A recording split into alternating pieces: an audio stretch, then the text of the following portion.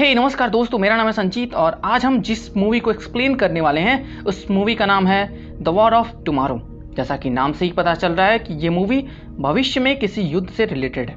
Movie को शुरू करने से पहले दोस्तों आप लोगों से रिक्वेस्ट है कि यदि आप लोग इस चैनल पर नए हैं तो प्लीज़ इस चैनल को सब्सक्राइब कर दीजिए और नोटिफिकेशन बेल को ऑन करना बिल्कुल भी मत भूलिएगा। ओके दोस्तों, तो आइए वीडियो को शुरू करते हैं। इस कहानी की शुरुआत होती है सन 2050 में, जहाँ से कुछ सोल्जर्स आसमान से नीचे गिर रहे होते हैं। कुछ सोल्जर्स पानी में गिरकर बच जाते हैं और कुछ जमीन पर गिरकर मारे जाते हैं। अब यहाँ से हम 28 साल पहले आते हैं, यानी प्रेजेंट टाइम में, यानी दिसंबर 2022 में।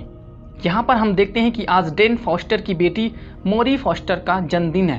अपनी बेटी के जन्मदिन को खास बनाने के लिए डेन बहुत सारी चीज़ें लाया रहता है, जिसे देखकर उसकी बेटी बहुत खुश होती है। उसके घर में पार्टी का माहौल था।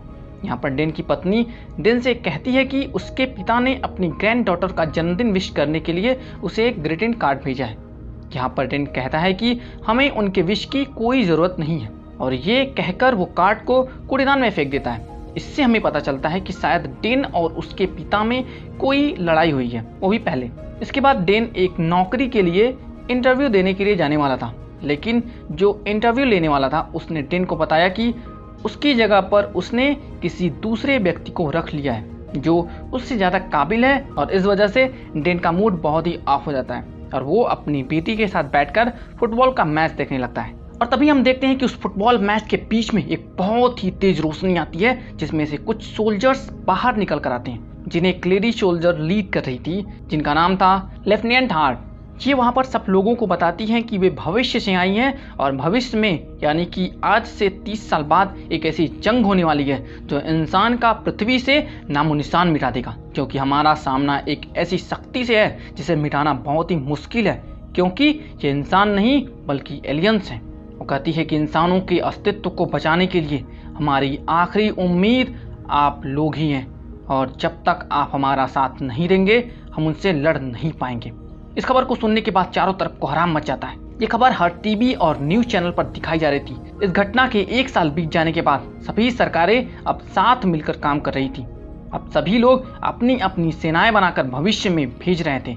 यहाँ पर हमें पता चलता है कि जो लोग जंग के लिए जा रहे थे उनमें से केवल 30% लोग ही वापस आ रहे थे, और उनमें से भी अधिकतर के हाथ पैर सब गायब हो जाते थे, मतलब कट जाते थे। इस बात पर प्रेजेंट टाइम के लोग कहते हैं कि ये तो भविष्य की प्रॉब्लम है, तो इसमें हम लोग अपनी जान क्यों गंवाएं। वहीं पर कुछ लोग कहते हैं कि भविष्य में जो लोग हैं वो हमारे अपने बेटे पोते ही हैं, तो उनकी रक्षा करना हमारा कर्तव्य है। आगे हम देखते हैं कि डेन फॉस्टर एक स्कूल में बायोलॉजी की क्लास ले रहा था, क्योंकि वो बायोलॉजी का टीचर होता है, लेकिन वहाँ पर किसी भी बच्चे का मूड पढ़ने के लिए नहीं कर रहा था। बच्चे कहते हैं कि इस पढ़ाई का कोई मतलब नहीं है, क्योंकि अंत में हम सब मारे जाएंगे। इसके बाद डेन वहाँ का माहौल बदलने के लिए बोलता है कि अच्छा चलो किसी दूसरे टॉपिक पर बात करते हैं। इस पर वहाँ एक लड़का अपना हाथ उठाता है, तो डेन कहता है कि तुम केवल ज्वालामुखी के बारे में ही बात करोगे, अगर इसके अलावा कोई दूसरे टॉपिक पर तुम बात करना चाहते हो तो हम कर सकते हैं। लड़का कहता है कि मुझे इसी टॉपिक में इंटरेस्ट है और मैं इस टॉपिक पर सालों साल बातें कर सकता हूँ। उनकी बातें चल रही होती है कि तभी डेन के मोबाइल पर एक इमरजेंसी अलर्ट आता है और उसे एक जगह पर बुलाया जाता है। डेन वहाँ पर जाता है और वहाँ पर उसके कुछ टेस्ट लिए जाते हैं और वो टेस्ट में सफल हो जाता है। इसके बाद उसे बताया जाता है कि उसे भविष्य की जंग के लिए चुन लिया गया है, क्योंकि भविष्य में सोल्जर्स की काफ़ी कमी हो गई है, इसलिए अब सिविलियंस को भी भविष्य के युद्ध के लिए भेजा जाएगा। डेन पूछता है कि उसे इस काम के लिए क्यों चुना गया, तब उसे बताया जाता है कि उसकी मृत्यु 7 साल बाद हो जाएगी, यानी उसका सामना भविष्य में उसके रूप से नहीं होगा, और इसके अलावा वो पहले से ही आर्मी में काम कर चुका है। अब यहाँ पर हमें ये बात पता चलती है कि भविष्य में केवल उन्हीं लोगों को भेजा जा रहा था जिन लोगों की मृत्यु पहले ही हो गई है, ताकि उनका सामना भविष्य में उनके रूप से ना हो। और इसी वजह से जो लोग भविष्य से आए रहते हैं वे लोग भी जवान होते हैं, मतलब उनकी उम्र भी 20, 25, 26 यही होती है, ताकि उनका सामना प्रेजेंट टाइम में उनके रूप से ना हो। ऐसा शायद वे समय की संतुलन को बनाए रखने के लिए कर रहे थे, या कोई और भी रीजन हो सकता है। वे लोग डेन के हाथों में एक रिस्ट बैंड लगा देते हैं और कहते हैं कि इस बैंड की मदद से वह कहीं पर भी हो वे उसका पता लगा सकते हैं, इसलिए उसके पास केवल 24 घंटे का समय है, तो जो भी उसका बचा हुआ काम है वो उसे 24 घंटों के अंदर में पूरा कर ले और अपने परिवार से मिलकर वापस यहाँ पर आ जाए। और अगर उसने कहीं भागने की कोशिश की तो उसके परिवार में से किसी भी सदस्य को भविष्य में भेज दिया जाएगा। और वे लोग ये भी बताते हैं कि अगर वो भविष्य में मारा जाता है तो उसके परिवार को $10 लाख मुआवजे के तौर पर मिलेंगे। आगे देखते हैं कि डेन की पत्नी भविष्य में युद्ध में बचे सोल्जर्स की कॉन्फ्रेंसिंग कर रही थी। वो उनसे पूछ रही थी कि आखिर जो भविष्य में हमारे दुश्मन हैं वो दिखते कैसे हैं, कितने खतरनाक हैं, तथा उनकी लड़ाई के एक्सपीरियंसेस के बारे में पूछ रही थी, ताकि यहाँ से जो लोग युद्ध के लिए जा रहे हैं उनको इन लोगों के अनुभव से कुछ सीख मिल सके। हम देखते हैं कि डेन आता है, उसकी बीवी उसके हाथों में लगे रिस्ट बैंड को देखकर सब समझ जाती है, उसे भागने के लिए कहती है, लेकिन डेन कहता है कि वो कहीं नहीं भाग सकता क्योंकि इस बैंड की मदद से वे मेरा पता लगा सकते हैं। इस पर उसकी पत्नी कहती है कि उसे अपने पिता से मदद लेनी चाहिए क्योंकि वही इस बैंड को निकाल सकते हैं। डेन ना चाहते हुए भी अपने पिता की मदद लेने के लिए उनके पास जाता है।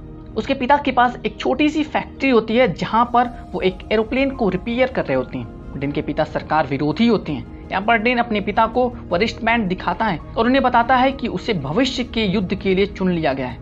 उसके पिता उस बैंड को देखते हैं और उससे कहते हैं कि ये बैंड सी सीरीज का है जो काफ़ी कॉम्प्लिकेटेड है, इसलिए इसे निकालने के लिए उन्हें थोड़ा समय चाहिए। बैंड को निकालते वक्त उन दोनों के बीच में बातचीत होती है जिसमें कुछ पुरानी बातों को लेकर उनके बीच बहस हो जाती है। इस वजह से डेन गुस्सा हो जाता है और वो कहता है कि वो ना तो उनसे कभी दोबारा मिलने आएगा और ना ही अपनी बेटी को उनसे कभी मिल पाएगा। डेन वापस अपने घर आ जाता है और अपनी बीवी से मिलता है। डेन के हाथों में बंधे बैंड को देखकर वह फिर से दुखी हो जाती है। डेन यहाँ पर अपनी बीवी को समझाता है कि उसे जंग पर जाना ही होगा क्योंकि अगर हमें अपने बच्चों को सुरक्षित रखना है तो हमें भविष्य की जंग को जीतना ही होगा। इसके बाद वो अपनी बेटी मूरी के पास जाता है और उसे कहता है कि उसे 7 दिनों के लिए कहीं पर जाना है। उसकी बेटी समझ जाती है कि वो जंग पर जा रहे हैं, इस वजह से वो रोने लगती है। तो डेन अपनी बेटी से वादा करता है कि वो जंग से जरूर वापस लौटकर आएगा। इसके बाद वो अपनी बेटी से विदा लेता है और वहाँ पर जाता है जहाँ पर भविष्य में भेजने के लिए सभी लोगों को ट्रेनिंग दी जाती है। यहाँ पर बहुत सारे सिविलियंस होते हैं। यहीं पर डेन की मुलाकात चार्ली से होती है जो कि एक एनवायरमेंटल प्रोफेसर होता है, और यहीं पर उसकी मुलाकात डोरियन से भी होती है जो कि भविष्य की युद्ध में 2 बार जा चुका है और ये तीसरी बार जा रहा है। यहाँ पर इन सबको ट्रेनिंग में बताया जाता है कि भविष्य में इनका सामना जिनसे होने वाला है उनका नाम है व्हाइट स्पाइक्स, जो काफ़ी तेज तर्रार और भयानक जीव है, और अगर आपको उन्हें मारना है तो उनके गले और पेट पर वार करना होगा क्योंकि उनके शरीर का सबसे कमज़ोर हिस्सा यही है। और उन लोगों को यह भी बताया जाता है कि उन्हें भविष्य में एक जंपलिंग डिवाइस की मदद से भेजा जाएगा जो कि भविष्य में समुद्र के बीचों बीच में बना है। टोटल 7 दिनों की लड़ाई में अगर वे जिंदा बचते हैं तो उनके हाथों में बंधे रिस्ट बैंड की मदद से उन्हें वापस धरती पर बुलाया जा सकता है, और अगर आप मारे जाते हैं तो आपके परिवार को $10 लाख दिए जाएंगे। उसी रात में जब सब लोग आराम कर रहे होते हैं तभी अलार्म बजता है। यहाँ लेफ्टिनेंट हार्ट आती हैं और वो सब लोगों को बताती हैं कि हमें भविष्य में जाना होगा। तब डेन उनसे पूछता है कि हम लोग तो भविष्य में 7 दिन बाद जाने वाले थे, अभी क्यों जा रहे हैं? तब लेफ्टिनेंट हार्ट उन्हें बताती है कि भविष्य में हमारे एक रिसर्च सेंटर पर हमला हुआ है और अगर ये रिसर्च सेंटर बर्बाद हो गया तो हम कभी ये युद्ध नहीं जीत सकते। इस वजह से आप सब लोगों को तुरंत भविष्य में जाना होगा और उस रिसर्च सेंटर को बचाना होगा। आगे हम देखते हैं कि उन सभी को जंपलिंग डिवाइस की मदद से भविष्य में भेजा जा रहा है, लेकिन कुछ टेक्निकल एरर की वजह से जो लोग जमीन पर लैंड करने वाले थे वे सभी लोग आसमान में ही लैंड कर जाते हैं। ये वही सीन होता है जो हमें मूवी के स्टार्टिंग में दिखाया जाता है। आसमान से जो लोग पानी में गिरते हैं वे लोग बच जाते हैं और बाकी लोग जो बिल्डिंग या आग में गिरते हैं वे मारे जाते हैं। बचे हुए लोगों में डेन, चार्ली और डोरियन भी होते हैं। भविष्य की कमांडिंग अफसर जिनका नाम होता है कर्नल फ्रॉस्टर इन लोगों से संपर्क करती है और कहती है कि पास के ही एक रिसर्च में हमारी रिसर्च टीम फंसी हुई है। हमारी बचाव टीम वहां पर उन्हें लेने के लिए गई थी मगर अभी तक उनका कोई भी मैसेज नहीं आया है, तो हम चाहते हैं कि आप सभी लोग उस रिसर्च सेंटर पर जाकर हमारी टीम से संपर्क करें और रिसर्च टीम को बचाएं। कर्नल उन्हें ये भी बताती है कि उस जगह को एलियंस ने चारों तरफ से घेर रखा है और इस वजह से हम लोग वहां पर बम भी गिराने वाले हैं। इस वजह से जितनी जल्दी हो सके अपने काम को पूरा करके वहां से निकल जाएं। इसके बाद हम देखते हैं कि डेन अपनी टीम को लीड करते हुए आगे बढ़ रहा है क्योंकि वो पहले भी आर्मी में काम कर चुका है और उसने जंग भी लड़ी है। रिसर्च सेंटर में पहुंचने के बाद डेन देखता है कि जो बचाव टीम पहले आई थी उन्हें व्हाइट स्पाइक्स ने मार दिया है और इसके अलावा रिसर्च टीम के सभी मेंबर्स को भी व्हाइट स्पाइक्स ने मारकर लटका दिया है। ये जानने के बाद कर्नल फ्रॉस्टर उन्हें कुछ बहुत ही इंपॉर्टेंट मेडिसिन के सैंपल और हार्ड ड्राइव को लाने के लिए बोलती हैं और उसका लोकेशन बताती है। वे लोग वहां पर जाते हैं, हार्ड ड्राइव और मेडिसिन के सैंपल को कलेक्ट करते हैं। जब वे रिसर्च सेंटर से बाहर निकल रहे होते हैं तभी एलियंस उन पर हमला कर देते हैं। किसी तरह वे एलियंस को मारते हुए रिसर्च सेंटर से बाहर निकलते हैं।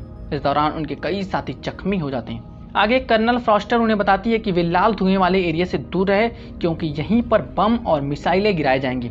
लेकिन चारों तरफ से रास्ता बंद था और बाहर निकलने का रास्ता उसी तरफ से था। इस वजह से वे लोग लाल धुएं वाले रास्ते से ही बाहर निकलने की कोशिश करते हैं। तभी उन्हें बचाव दल के सोल्जर्स भी दिखाई देते हैं जो उनकी तरफ उन्हें बचाने के लिए आ रहे थे। ये देखकर वे लोग काफी खुश हो जाते हैं। लेकिन तभी एलियंस बचाव दल पर हमला कर देते हैं और उन सभी को मार देती हैं। किसी तरह से डेन और उनकी टीम एलियंस को मारते हुए एक टनल में आ जाते हैं, लेकिन एलियंस उनका पीछा नहीं छोड़ते हैं। यहाँ पर उनकी टीम के 2 सदस्य उनसे कहते हैं कि इस तरह से एलियंस को हम नहीं रोक पाएंगे और हम सभी मारे जाएंगे, इसलिए तुम सब हार्ड ड्राइव और दवाइयों के सैंपल को लेकर यहाँ से निकल जाओ और हम लोग इन एलियनों को यहीं पर रोकते हैं। डेन और उसके कुछ साथियों को मजबूर होकर वहाँ से जाना पड़ता है क्योंकि दवाइयों को बचाने का यही एक रास्ता था। उसके बाद हम देखते हैं कि जो मिसाइल गिराने वाली टीम थी वो भी वहां पर पहुंच जाती है और वो वहां पर मिसाइल गिरा देती है, जिससे वाइट स्पाइक्स जो डेन और उसकी टीम का पीछा कर रहे थे वे सभी मारे जाते हैं। मिसाइल गिराने की वजह से पूरा एरिया तबाह हो जाता है। केवल डेन, चार्ली और डोरियन ही इस हमले से बच पाते हैं। जब डेन को होश आता है तो वो देखता है कि अभी भी 140 घंटे का समय बचा हुआ है। इसके बाद डेन की मुलाकात कर्नल फ्रॉस्टर से होती है। यहाँ पर उसे पता चलता है कि ये जो कर्नल फ्रॉस्टर है जो वास्तव में उसकी बेटी मोरी फ्रॉस्टर हैं। ये जानकर वो बहुत ही खुश होता है। यहाँ पर जब डेन उससे गले लगाने की कोशिश करता है तब कर्नल मोरी उसे मना करती है और वे कहती हैं कि उन्होंने उसे इसलिए यहाँ पर नहीं बुलवाया कि वो उसके पिता है, बल्कि इसलिए बुलवाया है क्योंकि एक बहुत बड़ा काम है जो केवल वही कर सकते हैं। जब डेन मोरी से पूछता है कि वो कौन सा काम है जो केवल वही कर सकता है, तब मोरी कहती है कि समय आने पर उन्हें बता दिया जाएगा कि वो कौन सा काम है। इसके बाद दोनों लैब में आते हैं। यहाँ पर कर्नल मोरी डेन को मादा एलियंस के बारे में बताती है कि मादा एलियंस जमीन के अंदर अपने घोंसले में रहती हैं, वहां पर अंडे देती हैं और नर एलियंस उनकी रक्षा करने के लिए अपनी जान की भी परवाह नहीं करते हैं। मोरी उन्हें बताती है कि मादा एलियंस बहुत ही खतरनाक होते हैं और इनके ऊपर हमारी बनाई गई जहर कुछ भी असर नहीं करती है, जबकि वही जहर नर एलियंस को मार डालती है। इसलिए मैं चाहती हूँ कि हम एक मादा एलियंस को पकड़कर उसके डीएनए से एक ऐसा जहर तैयार करें जिससे उसे खत्म किया जा सके। और वो डेन को मादा एलियंस को पकड़ने की मिशन में शामिल कर लेती है। उन्हें एक मादा एलियंस के घोंसले के बारे में पता रहता है। वे वहां पर हेलीकॉप्टर से जाते हैं और जब वे उस मादा एलियंस के घोंसले के पास पहुंचते हैं तो हम देखते हैं कि वहां पहले से ही कुछ जवान उस मादा एलियंस को पकड़े हुए हैं। इस दौरान वो मादा एलियंस उन सभी को अपनी पूंछ से मारने लगती है क्योंकि उसकी पूंछ से कुछ खतरनाक हथियार निकलते हैं जो काफी नुकीले होते हैं और बहुत ही खतरनाक होते हैं। ये देखकर कर्नल मोरी फ्रॉस्टर हेलीकॉप्टर से नीचे उतर जाती है और उस मादा एलियंस को पकड़ने की कोशिश करती है। इस दौरान मादा एलियंस उस पर भी हमला कर देती है और काफी जोर जोर से चिल्लाती हुई है। उसकी आवाज को सुनकर जो मेल एलियंस थे वे उस घोंसले की तरफ दौड़ लगा देते हैं। जब एक एलियन उस घोंसले में घुसने वाला होता है तभी डेन हेलीकॉप्टर से नीचे कूदकर उस एलियन को मार देता है और वो भी उस घोंसले में घुस जाता है और फिर किसी तरह से वे सभी मिलकर उस मादा एलियंस को पिंजरे में डाल देते हैं और हेलीकॉप्टर की मदद से उसे बाहर ले जाने लगते हैं। लेकिन उसके शोर को सुनकर चारों तरफ से मेल एलियंस आ जाते हैं और उन सब पर हमला कर देते हैं। एलियंस को मारते हुए डेन और कर्नल मोरी किसी तरह एक गाड़ी में बैठकर एक सेफ लोकेशन पर पहुंच जाती है।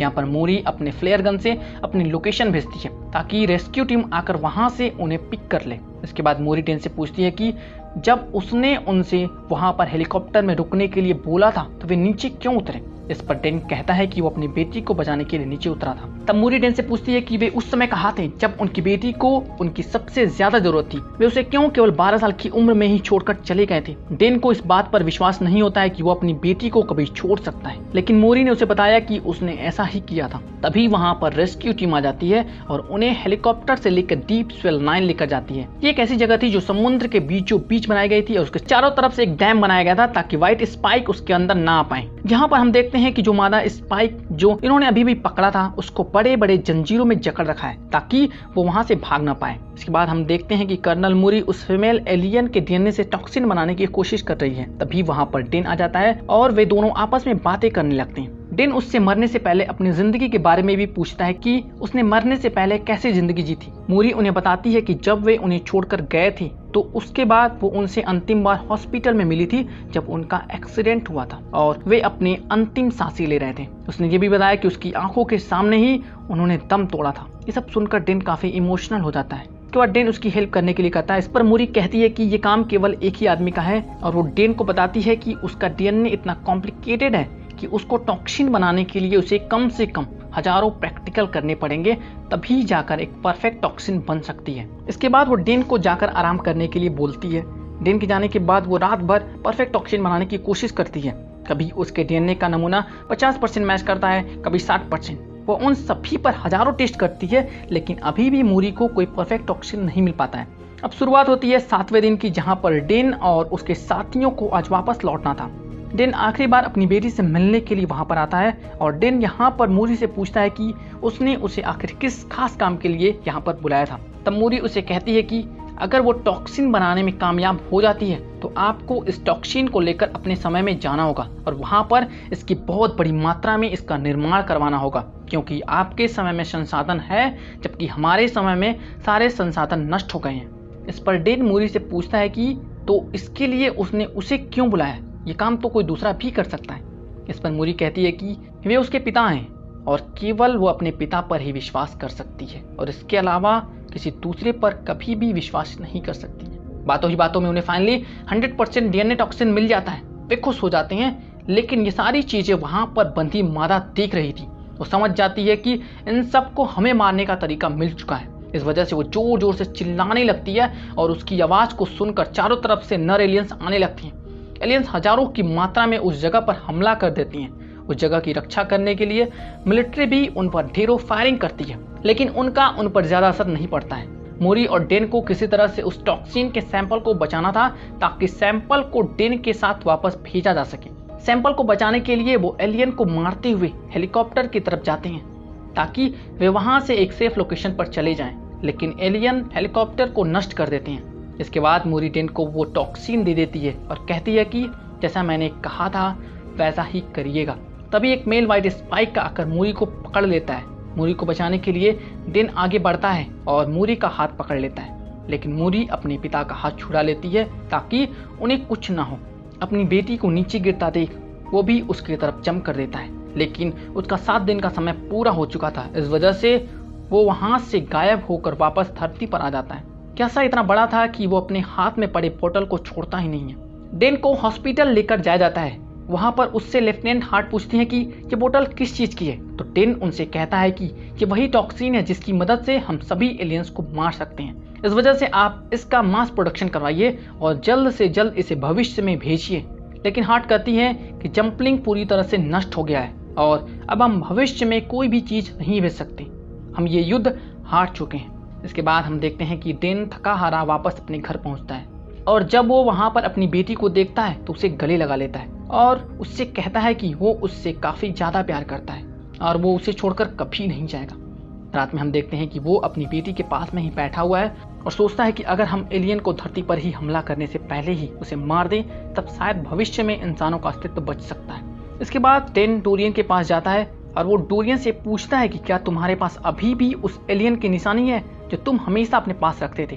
तो डोरियन कहता है कि हाँ, मेरे पास उसके नाखून अभी भी हैं। इसके बाद वे दोनों उस नाखून को लेकर चार्ली के पास जाते हैं जो कि एनवायरमेंटल साइंटिस्ट होता है, और जब वो उस नाखून को जूम करके देखता है तो उसे पता चलता है कि इसके नाखूनों पर किसी ज्वालामुखी की राख है और ये राख चाइना में फटी ज्वालामुखी की राख हो सकती है। तब डेन उससे कहता है कि इसका पहला हमला तो रूस में हुआ था, तब इसके नाखूनों पर चाइना के ज्वालामुखी की राख कैसे हो सकती है। तो इसके बाद चार्ली कहता है कि इसके बारे में केवल ज्वालामुखी एक्सपर्ट ही बता सकते हैं। तो डेन को अपने क्लास का वो लड़का याद आ जाता है जो हर वक्त केवल ज्वालामुखी के बारे में ही बात करता था।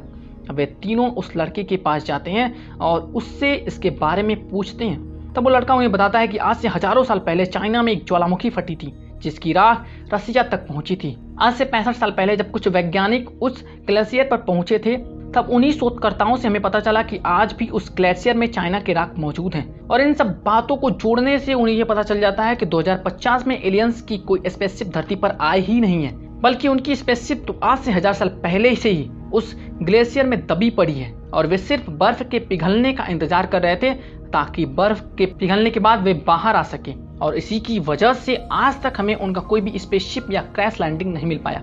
अब डेन ये सारी बातें बताने के लिए यूएस गवर्नमेंट के मेन सेनेटर के पास पहुंचता है और उन्हें बताता है कि एलियन स्पेसशिप से 1000 साल पहले ही रसिया में आ चुके हैं और वो ग्लेशियर के नीचे दबे हुए हैं। इसलिए अगर हम वहां पर पहले से ही जाकर उन पर हमला कर देते हैं और उन एलियंस को खत्म कर देते हैं तो भविष्य में कभी भी ऐसी लड़ाई नहीं होगी। लेकिन सेनेटर उसकी बात नहीं मानता है। यहाँ पर चार्ली डेन से कहता है कि हमें कोई ऐसा बंदा चाहिए जो पायलट हो और वो सरकार का विरोधी भी हो, मतलब हमें चोरी छुपे रसिया तक पहुंचा सके। इसके बाद डेन कहता है कि एक ऐसा आदमी है जो ये कर सकता है।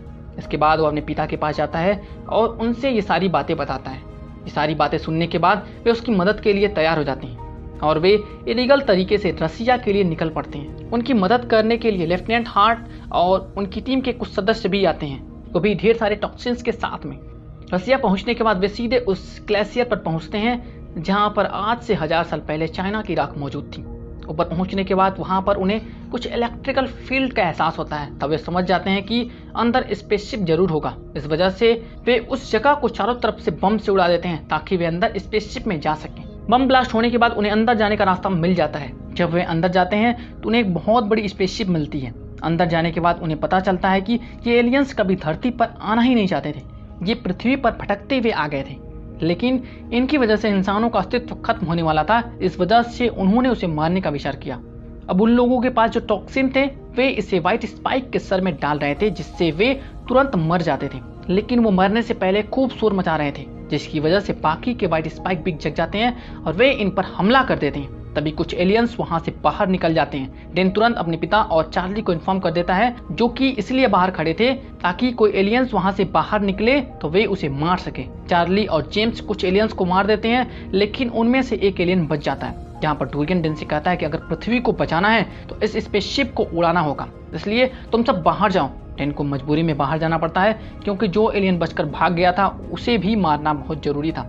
अब डेन वहां से भागकर बाहर आ जाता है और इसके बाद डोरियन स्पेसशिप को बम से उड़ा देता है जिसकी वजह से सभी एलियंस मारे जाते हैं। अब डेन अपने पिता से पूछता है कि जो एलियंस भागे थे वे किधर हैं। उसके पिता कहते हैं कि 2 को तो हमने मार दिया लेकिन एक बड़ा वाला था जो दूसरी तरफ भाग गया। डेन कहता है कि ये जो बड़ा वाला था वो मादा स्पाइक है और इसका मरना बहुत जरूरी है और अगर ये नहीं मरा तो हमारी सारी मेहनत बेकार जाएगी। इसके बाद वे दोनों मिलकर उस फीमेल स्पाइक को मारने की कोशिश करते हैं। उन दोनों के बीच में काफी लड़ाई होती है। इसके बाद डेन उसके हाथों में टॉक्सिन लगा देता है। टॉक्सिन लगने के बाद मादा एलियंस का हाथ गलने लगता है, लेकिन मादा एलियंस बहुत ही चालाक थी। वो अपने शरीर को बचाने के लिए अपने हाथ को काट कर फेंक देती है और फिर वो डेन को मारने के लिए उसकी तरफ आगे बढ़ती है। तभी डेन के पिता जेम्स अपना हाथ काट देते हैं ताकि उसकी खून को सूंघकर एलियंस उसकी तरफ आ जाए और उसके बेटे को छोड़ दें। लेकिन जैसे ही मादा एलियंस जेम्स को मारने के लिए जाता है तभी डेन उस एलियन की आंख में उसके दांत को गड़ा देता है जो डोरियन ने उसे दिया था। इसके बाद वो अंतिम बचा टॉक्सिन उसके मुंह में डाल देता है जिसकी वजह से वो मादा एलियंस मर जाती है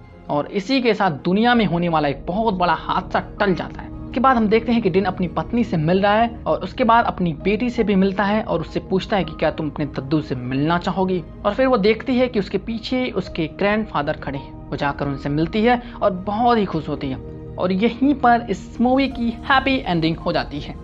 तो दोस्तों आपको ये मूवी कैसी लगी प्लीज़ कमेंट बॉक्स में हमें जरूर बताइएगा और अगर आप इस चैनल पर नए हैं तो प्लीज़ इस चैनल को सब्सक्राइब कर दीजिए और नोटिफिकेशन बेल को जरूर ऑन कर दीजिएगा ताकि आपको इसी तरह के वीडियोस लगातार मिलते रहें। ओके दोस्तों, तो मिलते हैं अगले वीडियो में, तब तक के लिए जय हिंद। थैंक यू दोस्तों फॉर वॉचिंग दिस वीडियो।